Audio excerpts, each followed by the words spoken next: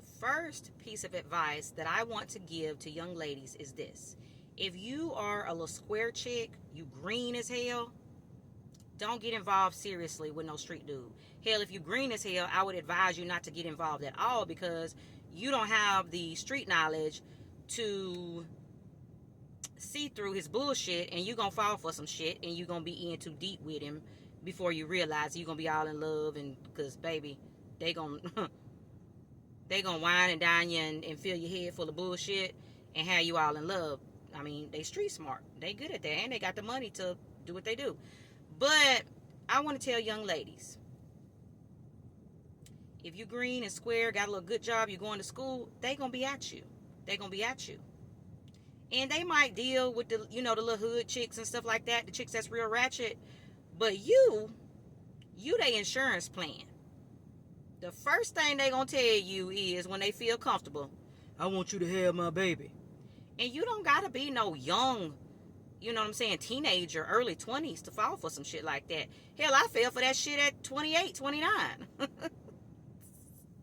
But see, you are their insurance plan. You and that child are what they will have to fall back on one day, so they can have a place to call home, a family, things of that nature.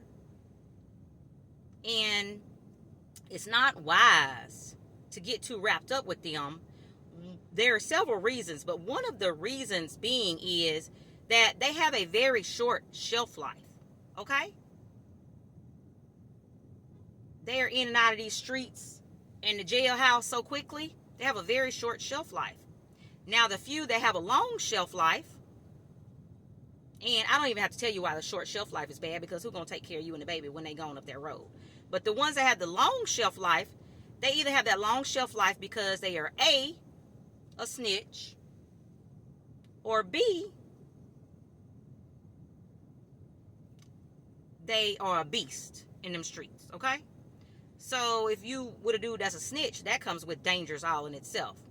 But if he's got a long shelf life because he is a beast, baby, you dealing with a whole nother animal right there, because dudes like that have PTSD. They quick tempered, okay? Their moods change up. They quick to put their hands on you, because they had to be a beast to survive in them streets.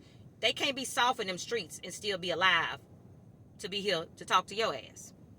So if they have been in them streets for a very long time, 9 times out of 10, they have some very bad, untreated PTSD. I'm not nobody's doctor. I'm not trying to psychoanalyze nobody. I'm just telling you what I have observed in my own life and in the lives of others. They are, like I said, their moods can change very quickly because they have to be on the lookout all the time. They got to watch their back all the time. So it makes them paranoid.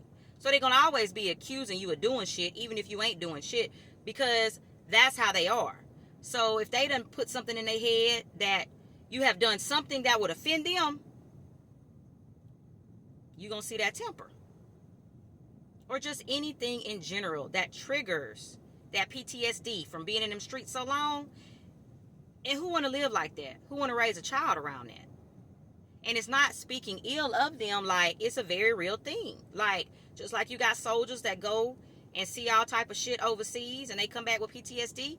These dudes that been in these streets for decades and decades, they got PTSD like a motherfucker. They really do. And why would you subject yourself to that? Oh, I gotta go. Peace out.